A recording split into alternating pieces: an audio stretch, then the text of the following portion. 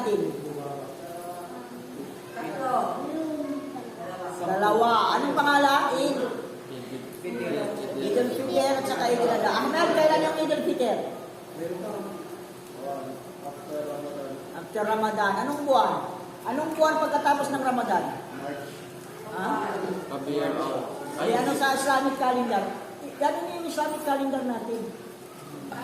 Ang Ramadan ay pangalan na buwan. Ang kasunod doon ay ano pa? Shawwal.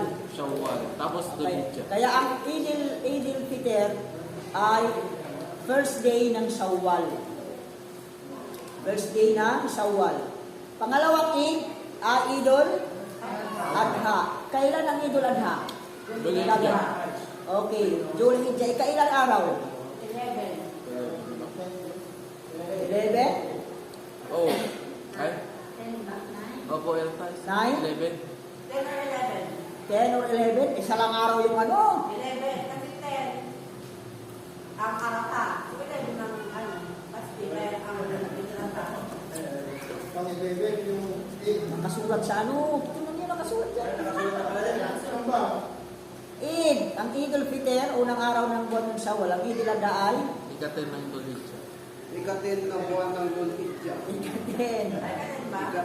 Hindi ko na, ang sinasabi ko nandito sa libro. Pero, kung tinitingnan niyo yung libro, kung nag-advance kayo, nandyan din yan. Okay, kailan? Ika-10. Ika-10 araw. Salatul Eid, ito ha? Pikhi tayo, hindi tawid. Pikhi. O ito, ano natin? 30 na tayo? Okay, ika-10. Ang ika-siyam ay Arafah. Ang Arafah, pag ika-9, ganito kasi mangyari.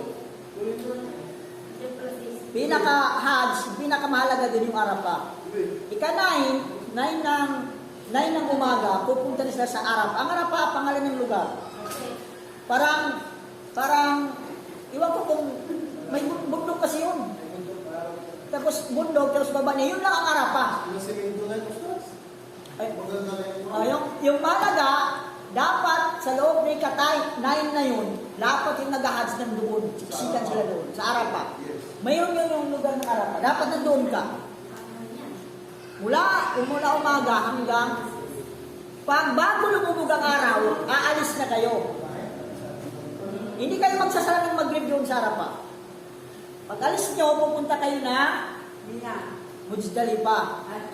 Doon kayo magsasala ng Maghrib at saka Isha, Jama' wa Qasar. Muzdalifah. Muzdalifah. Pagkatapos ng di ba Maghrib ka, Isha doon, magsala ka doon. Kasi alis ka ng, pag lumubog ng araw, alis na kayo. Maglakad. Ang layo ng Arafah papuntang Muzdalifah, 9 kilometers. Lalakarin yun. 9 kilometers, malapit lang. Wala pang binalunan. Ang binalunan, may bitsang kuwata yan. Diba? Wala pang binalunan. Parang mga season, malayo naman yung season pa rin. Pero ano na? Pangmalaga 9 kilometers. Di ba ano na yan? Ang ganda na yung daan? Sa panahon na yun. Hindi ko alam kasi nung nag-hatch ako 2011, hindi ko alam. Sabi niya, Baka, kasi may marami kasing ginagawa. Tapos, pag madaling araw na, maglalakad na naman kayo papuntang Muzdalifah, papuntang Mina. Yun na yung ika-10 na yun. doon na magbabato. Yun na ang unang gawin pagkatapos ng pagyan, magbato kayo na. Yun na ang Idul Adha. Doon na yung mga nag-Hajj, doon sila magpakalbo, yung mga lalaki. Ang mga babae magpakalbo. Sabihin tayo dito na. Yun na yung araw na ang Idul Adha, mag-ano tayo. Pero sila hindi. Hindi sila magsala ng Idul Adha. Pero makakala nila. O magkakatay kasi di ba lahat ng anumang Hajj mo mayroong katay. Oo. Ibang kahit yung kiran, yung tamatto, kahit yung ifrad, mayroon yun mayroong alay. Mayroon Pero mga may obligado ata. Di ba sila obligado? part yun, part ng ano. Ano pag wala? Hindi naman sinabi sa amin yung kasi Mayroon na. Sa amin kasi mayroon na. Sabi niya, ano yung Hajj? Yung tamatto. Kasi tatlo yung Hajj. Ifrad, ang ifrad Hajj lang. Ang pangalawa, kiran. Ang kiran, dalawang intensyon mo, mag-umra at saka hajj sa isang gawain. Ang tamattu, ito yung nagawa namin, ito yung nagawa ni Propeta Muhammad. Mga ano po, tapos di ko alam sa kiran at saka sa tamak po. Tapos yung prating di ata. Hindi ko alam, basta, kasi kami nag-alay kami. Yung sa tamattu, pagdating mo, mag-umra ka, tapos magtanggal ka na ng damit mo. Tapos hintay mo yung araw ng hajj, yung kasyam, yung kawaloy kasyam.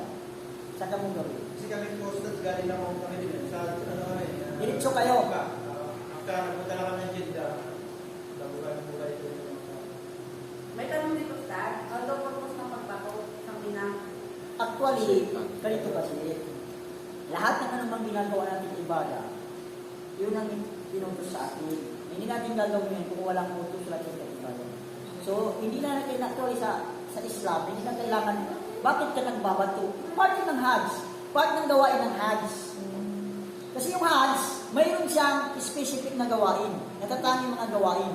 At isa sa mga gawain ng Hajj, yung pagbabato. So kung tanungin mo, ano ang kwento ng pagbabato? Yun ang may kwento.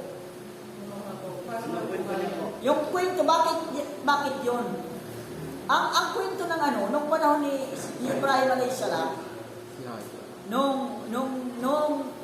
Kasi napanaginipan niya yung alay ni si Ismail. Ang panaginip ng mga propeta totoo. Kaya sabi ni Ibrahim kay Ismail, sabi niya, tingnan mo, ito sabi niya ang napanaginipan ko. So alam nila, ang mga propeta kapag nanaginip, totoo. So ang panaginip niya, iaalay niya, kakatay niya si Ismail. So nung sabi ni Ismail sa kanya, gawin mo kung anong inutos sa'yo. Matatagpuan mo akong minasabi rin, mapagtimpi. Kaya nung dinadala niya na, papunta sa isang lugar pagkakatayan nila, si Satan, yun na ang lugar na nagpapakita sa kanya. Kaya binabato ni Ibrahim a.s. 3 beses nagpakita, binabato. Kaya tatlo yung babatuin ko. Yun ang kwento. Jamarat, pagbabato. Yun ang Meron kasi, di ba ganun nga yung kwento? Meron daw yung iba, walang makapalo yung wala na yun. Ang ginagawa natin yun, wala na yung saitan. Parang gawain ng Hajj. Gawain ng Hajj. Hindi ko alam, kasi ang dami nag-Hajj, makahanap ko talaga ng bato. Ako yung inisip pinod, saan tayo makakuha ng bato? Marami doon. Ang ginagawa nila doon, after ng kinukuha nila, tapos binabalik nila. Kasi kung wala, maubos. Oh. Milyon ang tao. Ang dami matutulostan. Isang tao, dapat mag-araw ka ng 21. 777. Nabatos na. Tapos 3 araw ka magbato. 3 times maliliit lang ang pinag- Oo, yung maliliit lang. Hindi ba daw malaki? Pero Grabe daw kasi meron daw kailan. yun ang kwento. Pero yung ginagawa natin ngayon, ginagawa ng mga Hajj, bahagi ng gawain ng Hajj. Parang sa sala. Bakit tayo ay tumatayo ganito? Bahagi yan ng gawain ng sala. Ganun din yung Hajj. Gawain nyo na. Okay na yun? Okay. Ang kahalagaan ng Eid. Tinatawag itong Eid sa literal. Ang ibig sabihin ng Eid, literal meaning ay, ang ibig sabihin ng kahulugan nito ay pagbabalik. Eid, ada yaudu. Kaya bumabalik kasi Eid taon-taon. Pabalik-balik, at paulit-ulit. Yan ang ibig sabihin ng Eid. Ang literal meaning ng Eid ay paulit-ulit o pabalik-balik. Okay. At dahilan sa nagaganap dito ang pagtitipon sa mga Katolik, araw ng pagsasaya. Ang Eid, araw ng pagtitipon, araw ng pagsasaya. Pagkos ang araw ng Eid ay araw ng pagkain. Bawal mag-ayuno sa Eid. Haram mag-ayuno sa Eid. Dahil araw ng pagkain. Dapat saya. Pero ang saya, naayon pa rin sa Islam, hindi yung puro kinasaya, magsaya ka ng kailan, hindi pwede. Ang harapan ng pwede. Hindi pwede. Araw ng pagkain, pag-inom, at paggunita sa Allah subhanahu wa ta'ala. Ito yung ibig sabihin ng Eid. araw ng pagsasaya. Ang kaso, ginagawa ngayon, sabi na Eid Milad. Narinig yung Eid Milad? Fiesta ng kapanganak. Ibig sabihin, happy birthday. Pinapalitan nila ngayon yung Eid Milad. Pinapatranslasan nila. Ano sabihin ng happy birthday sa Arabic? Eid Milad. Yan ang Eid Milad.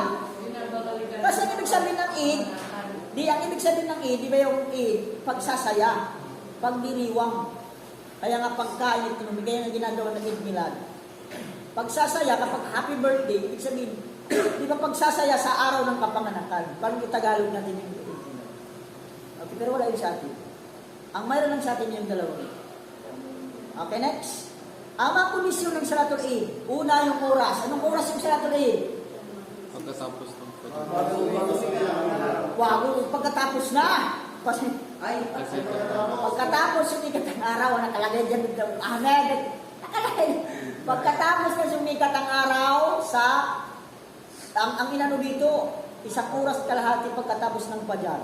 Pero hindi ganito yung pagkano ng mga, sa kitab, sabi nila ay, pagkasikat ng araw, tapos tumaas siya ng tulad ng taas ng sibat. Ibig sabihin, kasi bawal kasi yung magsala ka ng pagkalabas ng araw. Isa sa mga haram. Di ba na, pag-aralan natin, 3 oras na bawal na magsala? Ang una doon yung pagsikat ng araw. Kaya nga dapat pataasin mo muna.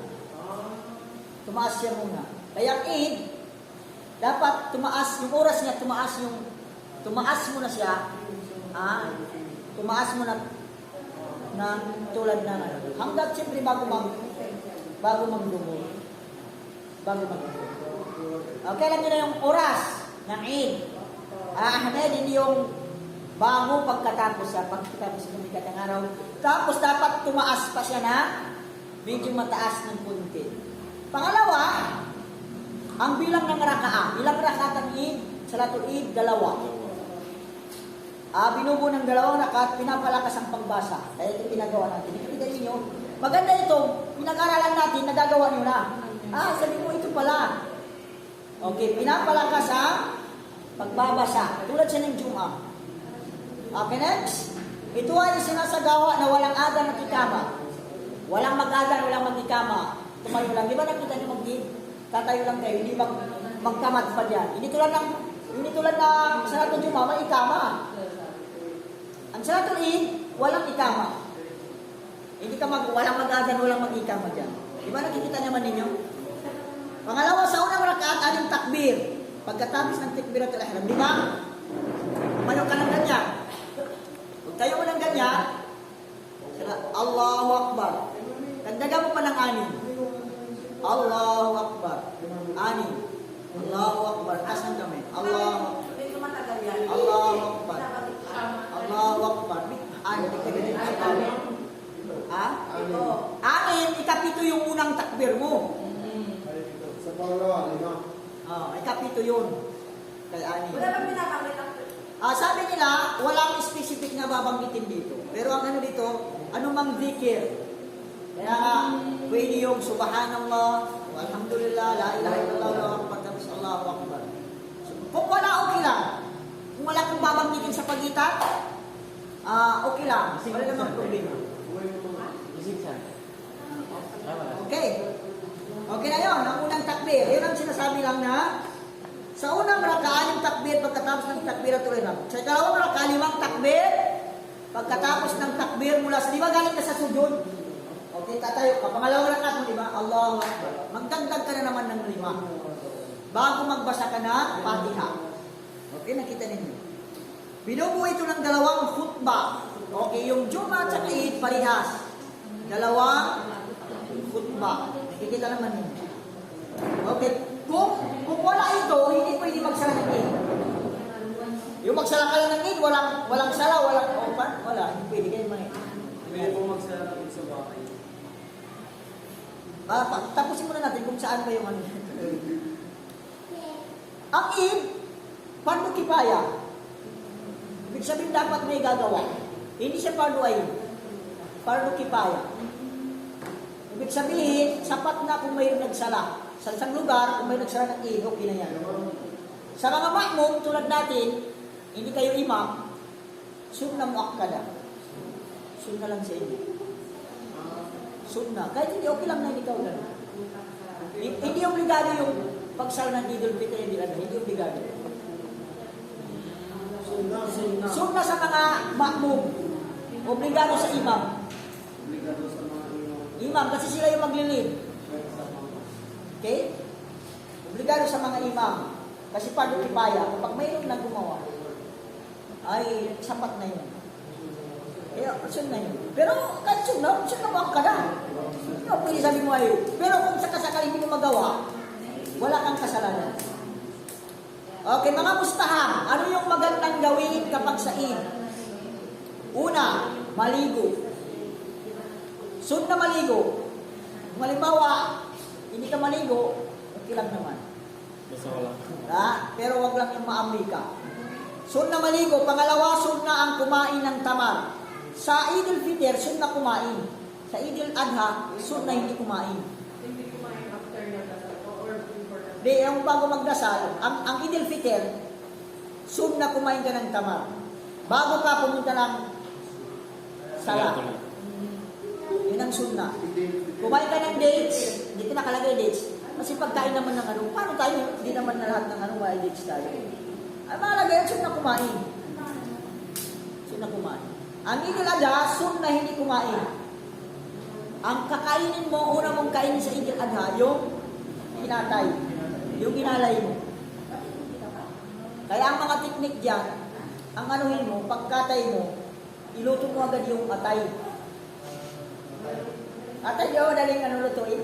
Para yun, kasi magkampa yung karne, matagal ka. Pero kung kaya naman, kaya naman. Pwede. Ang sunna lang naman yun. Pero kung kumain ka, wala naman problema. Basta inalam natin kung ano yung sunna. Okay, next. Sunna ang pagsasagawa ng sala sa labas ng syudad. Ibig sabihin sa Manila, hindi sa masjid. Public. Gawin natin sa mga public. Yung ginagawa niya sa Pusurubyo. Diba, lumalabas kayo ng ano. Ang maganda talaga ito sa plaza. Yung makita kayo ng tao. Ayaw nila. Sana nagkakayo. Parehas naman yun. Pero dapat nagkagaysa na yung isang bayan. Baka hindi nila alam. Pero sunna lang naman. Pero sa masjid kayo, lalong ano na, kapag ulan. Pag ulan, hindi ka makapagsala sa labas. Mahirap. Pero sa inyong complex naman, may ano, Ipo.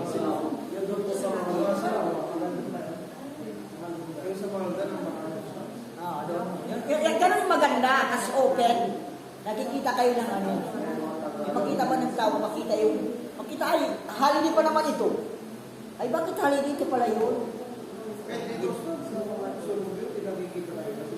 Maganda. Yun ang maganda, yung nakikita kayo, hindi yung magsala kayo sa labas, nakatago naman. Hindi, yung maganda yung nakikita kayo. Next. Sunna pagsagawa ng sala sa labas ng masjid, o sunna din ang pagpunta ng sala ng Eid ng naglalakad. Sunna maglakad, kung kaya. Sa isang daan, sunna maglakad sa isang daan at mag-ibang daan ka naman pa uwi. Ibig sabihin, kung papunta ka doon, ito yung daan mo. Kung mayroon ibang daan, doon ka uwi sa ibang daan. Yung sunna yun. Pag next, kung mayroon ibang daan, doon ka dumaan. Halimbawa ito ka, kapag papunta doon, dito ka dumaan. Pag pauwi ka, dito ka dumaan sa kabila. Hindi naman siya, sunna lang. Sunna, iba yung daanan mo papunta, iba yung daanan mo pa uwi. Pero kung wala namang ibang daan, wala pa naman. Pero kung mayroon ibang daan, sunna. Ang purpose noon, para masaksiyan pa, parang nagtatakbir ka kasi nito. Allahu Akbar, Allahu Akbar, Allahu Akbar, la ilaha illallah, Allahu Akbar, Allahu Akbar, walillahi alhamd. So yun, pag maraming makasaksi sa iyo ba? Kayo. Okay, next. Ang pagsasagawa ng takbir. Yan ang takbir na basahin ito yung takbir na binabasa yung Allahu Akbar, Allahu Akbar. Dalawang Allahu Akbar, La ilaha illallah, Allahu Akbar, Allahu Akbar, walillahil hamd. Ito lang ang walang limit yan. Ang Idul Fitr, simula ng gabi, di ba malaman na yung kinabukasan ng Idul Fitr? Magsimula na yung takbir. Hanggang magsala. Pagkatapos ng sala, wala na. Ayan yung sasabihin. Scott, di ba tatlo yun? Ano yung tatlo? Yung Allahu Akbar niya. Bago yung la ilaha illallah. Ano yun? Ang tatlo? Allahu Akbar, Allahu Akbar, Allahu Akbar. Oh, mayroon nagsasabing tatlo, mayroon nagsasabing dalawa. Ito yung kitab natin dalawa. Okay lang yun. Kung tatlo, okay lang. Sa mga ibang kitab, tatlo. Allahu Akbar, Allahu Akbar, Allahu Akbar. La ilaha illallah, Allahu Akbar, Allahu Akbar. Ito yung kitab natin. Pwede. Dalawa. Dalawang riwayat. Pero ang Idul Adha, After 3 days. plus 3 days. Plus 3 days. Hanggang ang pagtatakbir hanggang asar na ikapat na araw. Halimbawa, araw na ito Idul Adha. Anong araw ngayon? Linggo. O, Lunes plus 3 days. Lunes, Martes, Miyerkules, hanggang Miyerkules ng asar ang pagtatakbir. Hanggang doon lang yung ano na, takbir. Kasi plus 3 days kasi yung Idul Adha. Idul Fitr, isang doon lang. Hanggang doon lang sa ano. Pagkatapos hanggang wala. Pero okay lang sabihin niyo. Oo, wala nang problema. Ang sunnah. Sunna no. Ang usapan natin yung sunnah. Opo na, hindi pinapahintulot ang pagsasagawa ng takbir ng sabay-sabay. Yung sabi niya, sabay tayo. Okay, Allahu Akbar, Allahu Akbar, sabay-sabay. Hindi pinapahintulot ng sabay-sabay. Pero kung nagkataon, wala naman tayong usapan, talagang kasabay tayo, wala namang problema yun. Ang mahalaga, tulad ng mga sa mga Mindanao kasi sabay-sabay yan. Hindi yung sunnah, bagos may mapasok pa sa bid'ah. Pero kung sakasakali nagkataon, actually, lalo na yung may mic, pag hindi parehas ang sinabi niyo, malito ka. Di ba? Kaya makisabay ka talaga. Okay? Ayun, wala na ata. Okay, salat, wala na. Yun lang kami sa tuloy. Salat ko siya na. Ang janaza, ang salat janaza ay sinasagawa para sa isang yumaong Muslim. Yumaong ibig sabihin namatay. Janaza ibig sabihin yung janaza yung namatay. Pag sasalatan sa namatay. Okay, ito yung hadith. Sabi ng Propeta sallallahu alaihi wasallam, man shahida al-janaza hatta yusalli alayha falahu qirat. Wa man shahida hatta tudfan falahu qiratan. Kila wal qiratan kala min jamal al-qubur. Basahin mo yung Tagalog, ano? Ang sinumang dumalo para sa isang yumaong Muslim hanggang sa pagsagawaan ito ng sala, mapapasa kanya ang isang kirot, at kung siya ay dumalo sa hanggang sa mailibing ito, mapapasa kanya ang 2 kirot. May isang nagtanong, ano po ang kirot? Siya Si Propeta Muhammad. Siya Ang ano na yan, ang yan sa loob na yan, sallallahu alaihi wasallam. Yung maliit na Arabic. Sallallahu alaihi wasallam. ay nagsabi, kasing tulad ng bundok ng Uhud, isinaysay ni Muslim. Okay, kasi tulad ng bundok ng Gantimpala. Gantimpala ito. Bundok na po. Ibig sabihin isang kirat. Kung nagsala ka, tapos sumama ka pa nakipaglibing, may dalawa sa iyong tulad ng dalawang bundok na uhod ng kabutihan. Ang bundok ng uhod, parang hindi naman masyadong malaki yun. Pero bundok pa rin basta. Oo, bundok. Kaya bundok na yun. Malaki pa rin. Ano na every time? Oo. Ang pagkalan ko lalaki, kasi babae pwede kayo magsalang ng janaza. Pwede yung babae. Kaya alam niyo, Hindi sila pwede pumunta sa Libiya. sa lupat ng mga ulama, may mga nagsasabi na hindi ko sabi. Naalala ko yung mga ano, tulad ng mga Saudi, yung mga ulama ng Saudi, pinagbabawal nila. Pero sa mga iba, ay pinapaintulot nila. Kasi ganito kasi nakalagay sa hadith. Sabi na, la'anallahu zawarat. Yung ibig sabihin nito, isinumpa yung mga babae na bumibisita sa libingan. Tapos may hadith, sabi niya, kung tunahayto ko man ziyaratul kubur. Noon sabi niya, pinagbabawal ko sa inyo ang pagbibisita sa libingan. Ngayon sabi niya, bisitahin ninyo. Dahil sabi niya, nagpapapaalaala sa kabilang buhay. So, sabi ng mga ibang ulama, ang hadith dito, sa lalaki lang. Pero sabi ng mga pati rin ng babae. Kasi yung babae, kasama rin na kailangan nila mapaalala sa ng kabilang buhay. So, lalo na si Sheikh Albani, sa kanya, ang anumang hadith na nagbabawal sa pagbisita ng babae sa libingan, na walang saysay na ng yung hadith na yun, sabi niya, dati pinagbabawal ko, ngayon bisitahin niyo na. So, pero sa mga iba, tuloy pa rin sabi niya. Parang ano siya sa mga piti, sila yung umayong.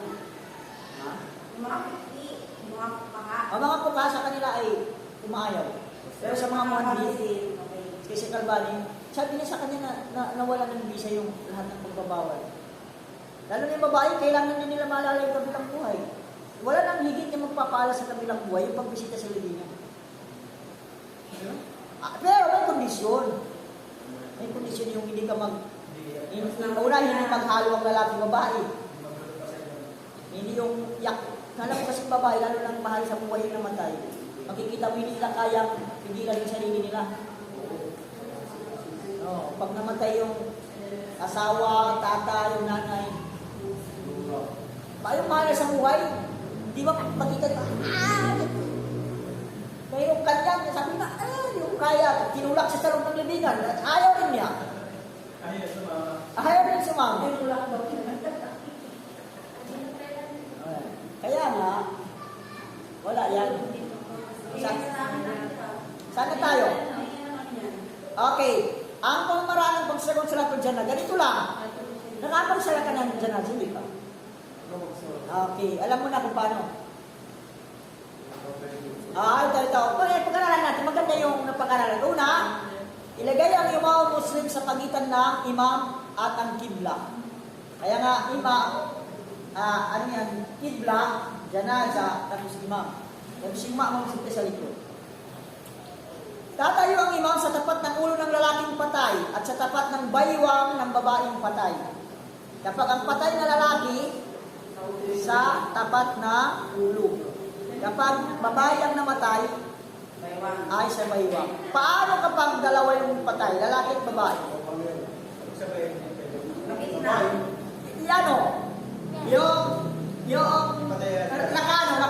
Yung ito, halimbawa, ito yung lalaki. Ito yung ulo. O dito yung ulo. Yung babae, ito yung baywang niya. Dito yung baywang niya. Adjust. Para pag tayo ng ima, ang babae, nakapatan niya yung baywang, yung isa sa ulo. Ganun yun. Ganun yung ano. Ganun ang mangyari. So, kung ilan yan, ganun din ang pag-ano. Paglagay. Okay? Isagawa ako ng takbir. Okay. Tatayo ang imam sa tapat ng okay. Ganito lang ha. Ganito lang. Tatayo ka. Tapos yung intensyon mo, di ba, sa sala, yung pinakamalaga intensyon. Lalaki babae, pwede magsala ng janaza. Tatayo ka, intensyon mo ay magsala ka ng janaza. 4 na takbir. Hindi rakata, 4 na takbir. Nasunod-sunod. Ito na rin mo na. Apalaga ko sa takbir. Isagawa mo ng takbir. Okay, yung ng takbir. Na may intensyon ka na. Taas mo yung kamay. Allahu Akbar. Unang takbir ang basahin mo surah Al-Fatiha. Bismillahirrahmanirrahim. Alhamdulillahirabbil alamin. Hanggat walang dalin. Amin. Magtatakbir ulit. Allahu Akbar. Ang babasahin mo, yung pangalawang takbir yan, yung Allahumma salli ala Muhammad.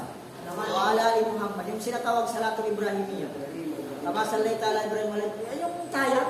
Allahumma salli ala Muhammad wa ala ali kama sallaita ala Ibrahim wa ala ali Ibrahim innaka Hamidum Majid. Allahumma barik ala Muhammad wa ala ali Muhammad kama barakta ala Ibrahim wa ala ali Ibrahim innaka Hamidum Majid. Tatakbir.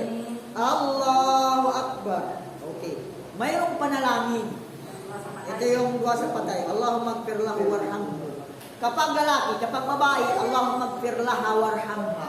Kapag marami, Allahumma gfir lahu warhamha. Depende, dapat yung imam marunong magbago-bago ng yung ano tawag dyan, yung damay, anong damay? Yung pronouns. Kasi lalaki iba, babae iba. Iba naman kapag marami, sila, di ba? Kapag lalaki, siya na lalaki. Kapag babae, siya babae. Kapag dalawa, silang dalawa. Kapag marami, silang lahat. So, iba-iba yung ano.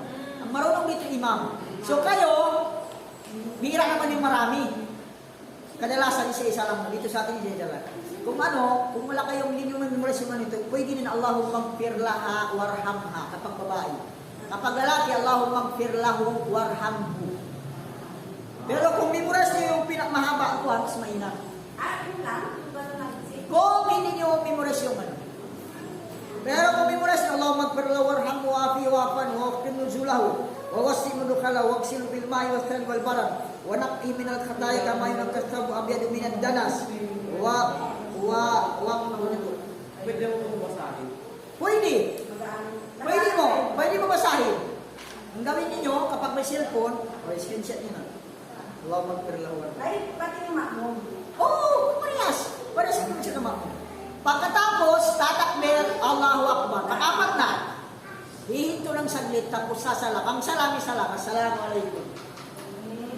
Tapos na. Ay, wala na babanggitin. Wala na. Sabay-sabay sila nagdadasal po. O, sabay. Sabay. Tapos walang Imam, lalaki, pwede yung, pero yung babae hindi sila sumasama. Pero pwede yung babae hindi sumasama. Oo, hindi na ako kung sa mula.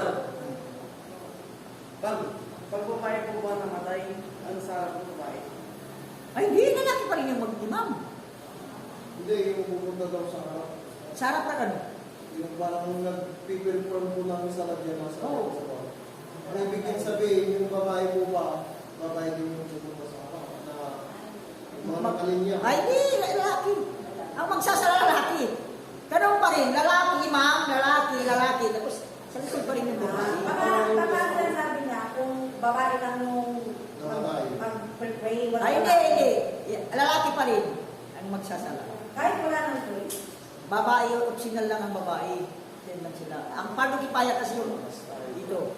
Dapat may magsasala. For example, pagka kaibigan kami ganyan, magdanda na sa prayer kami, pero sa bahay na namin. Ay, hindi yan. Wala yung bangkay. Hindi. Ganon. Ang pwede lang sa ganun kung hindi nasalahan. Hindi yung... Hindi, walang nakapagsala sa kanya. Hindi kami nakapunta, gano'n. Hindi yung walang nakapagsala sa kanya. Yung tinatawag salatul ghaib. Salatul ghaib. Salatul ghaib, yung wala talaga nakapagsala. Sapat na yun, may nagsala na imam. Okay na yun, parang kipaya lang naman. Hindi mo na kailangan ng salak pa kayo, wala na. Salak pa kayong babae na sa wala na. Okay. Isagawa ang pagkatapos ay magsalam ng bandang kanan lamang. Sa kanan lang. Alam niyo, may mga iba daw kwento lang, hindi ko naman nakita. Akala nila tulad ng salam, ang grupo, Allahu Akbar, ruruko. Walang grupo. Walang grupo. Hindi nag-aaral. Okay? Okay, ang pagpapaligo sa katawan ng Muslim. Okay, ito yung pagpapaligo. Okay, sino yung gusto magpaligo? Una, papaliguan ng lalaki, ang babae at ang babae. At maaaring paliguan ng mag-asawa ang bawat isa sa kanila. Mag-asawa lang ang pwede. Halimbawa, kapag sino man namatay sa inyong mag-asawa, pwede yung sino man sa kanila yung magpaligo. Halimbawa, namatay yung isang babae, yung asawa niyang lalaki yung magpaligo. Namatay yung asawa niyang lalaki, yung asawang babae yung magpaligo. Halimbawa, tulad nangyari sino yung Amerikano? Parang asawa tayo magpaligo. Paano yun? Paano yung kunyari mag-isang babae, pagpabilang para sa kanya yung bangkay. Kaya kaya. Anak na po. Kung kaya. Ha? Anak ko pwede. Ang bata kapag 7 below ata o 10 below. Pag 7 below, kung ako nagkamali, 7 below, 7 hanggang pababa. Walang problema. Babae, kahit lalaki babae yung magpaligo. Yung pag babae, lalaki magpaligo o lalaki, kasi bata pa. Walang problema. Pero may nang pa rin babae kahit babae. Bata, kapag bata, pwede yung batang babae, lalaki magpapaligo. O batang lalaki, babae yung magpaligo, okay lang yun. Pero kung matanda, lalaki, babae, maliban sa mag-asawa. Okay? Kung halimbawa, yung maliit yung asawa niya, malaki yung pwede niya, kayang-kaya niya. Okay? Yun ang natin. Next. Huhubaran ng damit ang patay at obligadong takpan ang masilang bahagi ng katawan nito. Masilang bahagi ng katawan ng puso, hanggang tuhod. Nakatakip din yan. Ang babae, ganun din. Nakatakip yung buong katawan din yan.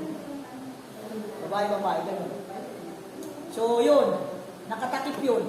Kaya nga ang dabes, kami, mahirap kasi magtanggal ang damit. Kadalasan, ginugunting na namin.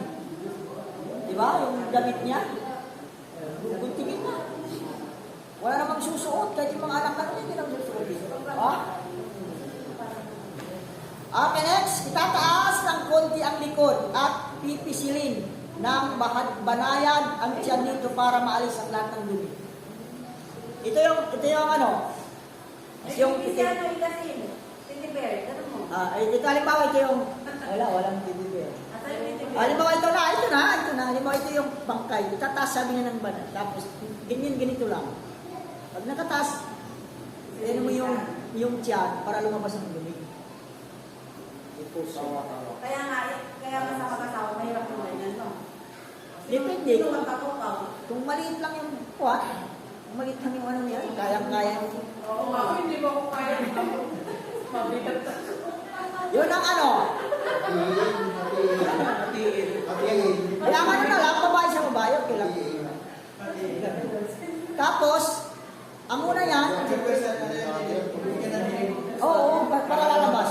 Kasi ang taong patay, wala na siyang control. Tapos yung butas ng puwit natin, parang kung anong kuwan lalabas, tuloy na. Relax na yung muscle. Wala na. Hindi ko lang ng buhay, kahit kaya mong pigilan. Kahit kung natatay na nga tayo, kaya natin pigilan pa. Pero kapag patay na, wala na yun. Kaya nga, pag ginanon mo, pag ganyan na, lalabas na. Paglabas ng dumi, huwasan, sabunan, kaya nga mag-gloves. Naka-gloves yan. Sabunan mo talaga yun. Linisan mo yung puwit niya. Kaya hindi basta-basta. Mahirap talaga. Kaya nga ang lalaki, babae. Hugasan talaga yun. Tapos, ano mo ulit? Tapos tingnan mo kung hanggang wala na. Hanggang wala na. Yun ang istinja pag nilinis mo na. Mahirap talaga. Kaya nga ako mabuti ngayon, marami na nakakaalam doon sa amin. Hindi na ako.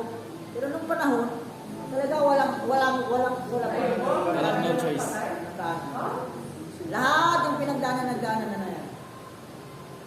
Pero ngayon, lalo na kapag Monday to Friday namatay, sa school naman ako.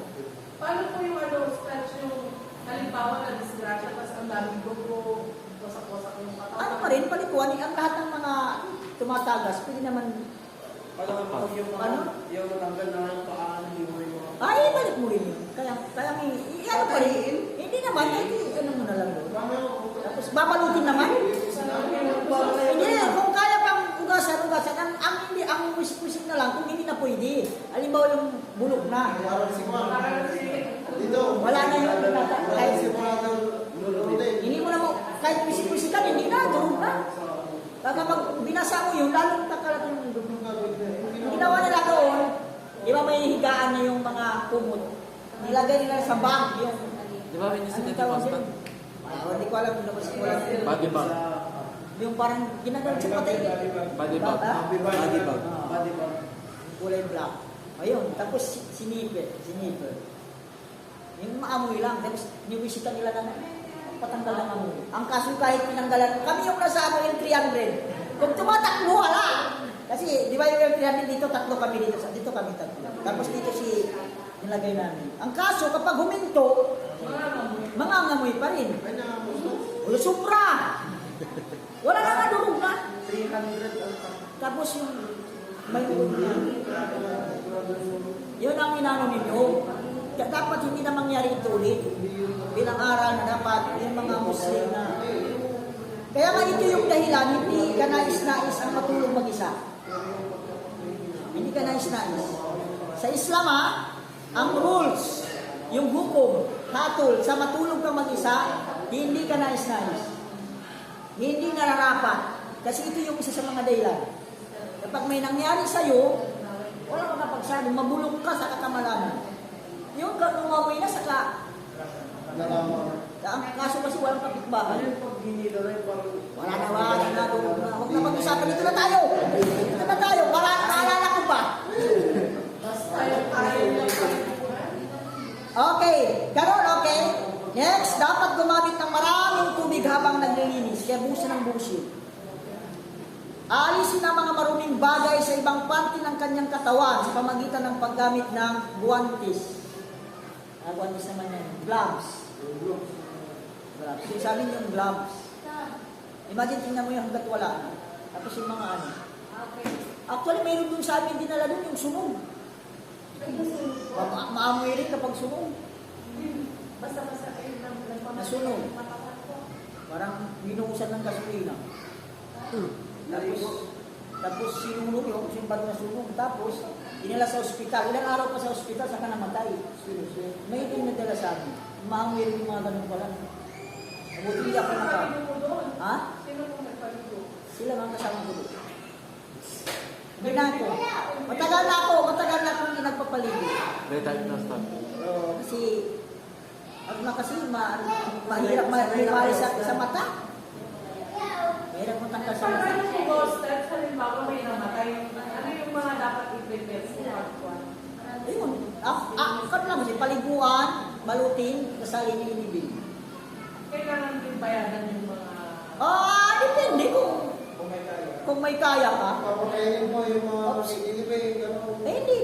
Hindi naman required yun. Kasi karapatan niya yun, siya yung obligado ng Muslim na buhay, na inibig gawin ang 4 na yun. Kung hindi natin gawin tayong buhay, walang gagawa, kasalanan natin lahat. Pero kung mayroong gagawa, ligtas na yung iba. Para purify. Walang kakayahan yung nililibing ko na hindi ibalo ng marami. Walang usapan ng mapakain yan, ibang usapan na yun, magpakain Pero ka. sa halimbawa, sa oras na to namatay yung tao, anong kailan siya ililibing po? Dapat sa loob ng 24 hours, may libing. Bukas na po. Basta huwag nang lalabas. 24 hours. Kaya yan ang ano sa mga Kristiyan.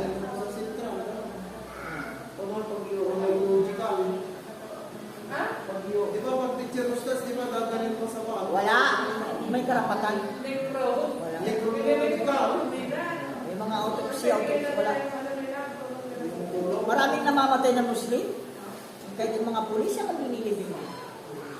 Libing na kaagad. Hindi ko sa Saudi ka.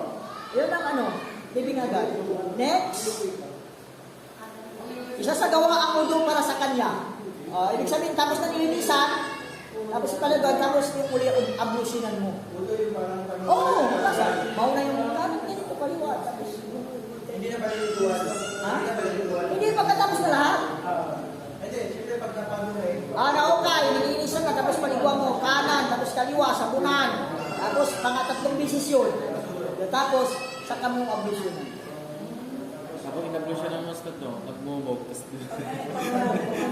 Kung ano lang, kunti lang, kahit dito lang. pinumog niya na, tapos dinara niya pa.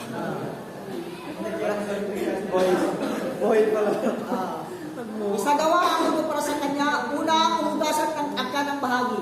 Ibig sabihin, ang una yan, nilisan, palabasin. Tapos, pag malinis na, di ba?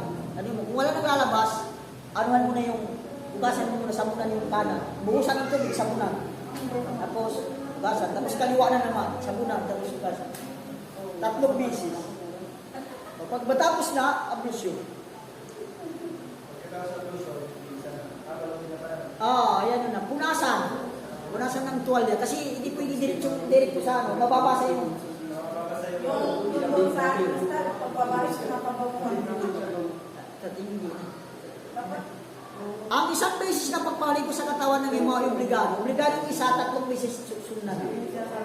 Sunna ang 3 beses na pagpapaligo sa kanya at mas mainam paliguan ng katawan niya may mga mansanitas o sabon. At ang paghuling pagbukas ay ang may kampur, pabango. Lagyan ng pabango. Iwan ko sa lalaki lang natin ito. Kailangan putulan ang biguti. Ito, habang buhay kayo, magputuloy ng biguti. Kailangan putulan. Number 7 na tayo. Kailangan putulan ng biguti niya, ang kuko at ang buhok na sa kilikili kung ang mga ito ay mahaba. Hindi, ito biguti. Ito. Biguti ito. Ito, hindi pwede mabawasan ito. 7. Kailangan po tuloy. Biguti, kuko. Kung mga ganito yung haba ng kuko, putulan yan. Yung doon pala sa style, yung sa paliguan natin. Tumatalipan mo doon sa mapatong kami dun sa meetings niya. Ano, hindi na kaya ang taas. Binaba na yun. Pero binabaan na, mataas pa rin. Mas pa rin, maliit kami doon mga babae. Ano na lang doon, gagawa na lang ng tungtungan. Mahirapan kami. Magpagawa tayo ng tungtungan. Actually, may tungtungan na pala doon. Ilagay na lang doon. Next! Pangwalo, kailangan itarintas ang buhok ng babae sa 3 beses. Di ba? Tinatarintas yung parang... Hindi yung parang anong tarintas? Tarintas. Hindi tarintas. Yung tinitas yung pinagpupul. Laga. Turintas ba? Pinagpupulastan. Ang laki. Pero hindi siya yung namin na ano. Basta ang ano pa doon. Ikot. Basta gawing 3. Yung buhok ng babae. Tatlo yan. O siyempre yung mahabang buhok, kapag may hindi mo magawa yun. Wala na. Hijab na. May hijab yan. Yung sa tilang puti. Baka may pag-convert niya rin yung babae. Yung? Convert niya rin yung babae. Hindi naman magawa yun kasi hindi magagawa yung mga mahabang buhok. Kaya nakalagay ito. Okay, paano ang pagbabalot? Ang pagbabalot sa katawan ay ng yumaong Muslim. Ang pagbabalot ng lalaking namatay, mas mainam na ibalot ang patay sa 3 lifafa. Pagbalot sa, ibig sabihin 3 patong. Pero ano pa yung 3, yung tila kasi dito sa atin, binibili natin, manipis. Hindi pwede yung 3. Kapag 3, maaninang pa. Kaya nga, ang dapat, mababa na kapag nito sa 5. Hindi tulad ng tila ng sa mga Saudi, makapal yun. 3, okay na. Pero yung tila dito sa atin, manipis.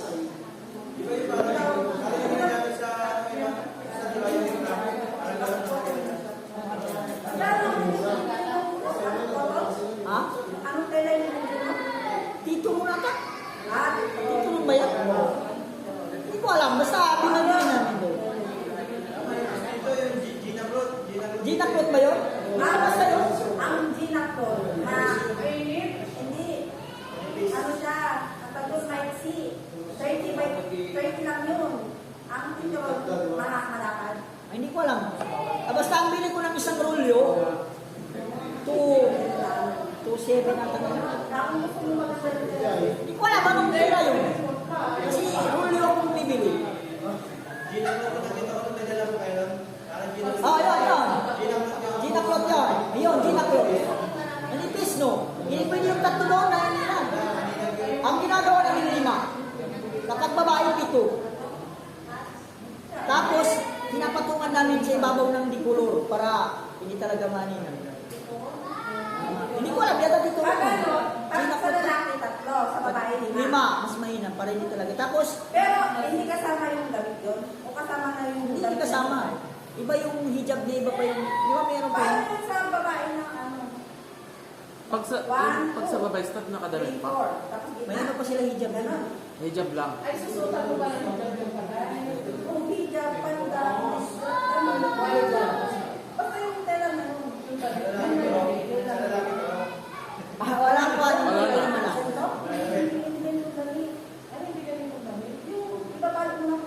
Yung tilang puti pa rin ang gagawin. Yung tilang puti, yun lang parang butasan mo para ipasok mo yung gawin yung hijab. Yun pa rin, yung tilang puti pa rin ang gagamitin. Hindi yung hijab na hijab ka no? Hindi. Ay, hindi. Yung tilang puti pa rin. Tilang puti. Mayroon na rin. Sa amin sa Lagupan mo. Marami no. 5 to 7. Dati 2-5. Hindi ko alam sa ngayon. Okay, next. Tatlo, malinis, puti at mabango. Malinis, puti at mabango. Ang pagbabalot sa babaeng namatay, ito yung kapag babae, pakinggan nyo kapag namatay babae. Mas mainam na ibalot ang babaeng patay sa 5. Pero tulad ng sinabi natin, dapat gawing 7 kasi manipis yung ano natin. Tapos, mayroon siyang izar. Ang izar yung damit pambaba. Palda. Mayroon siyang palda. Isang tela na ipinagtatapis sa baywang. Mayroon isang dira. Ang dira, maluwang na panlabas sa kasuotan. 5, panakip sa ulo at mukha. At 2 lipapa na malinis, puti at mabango.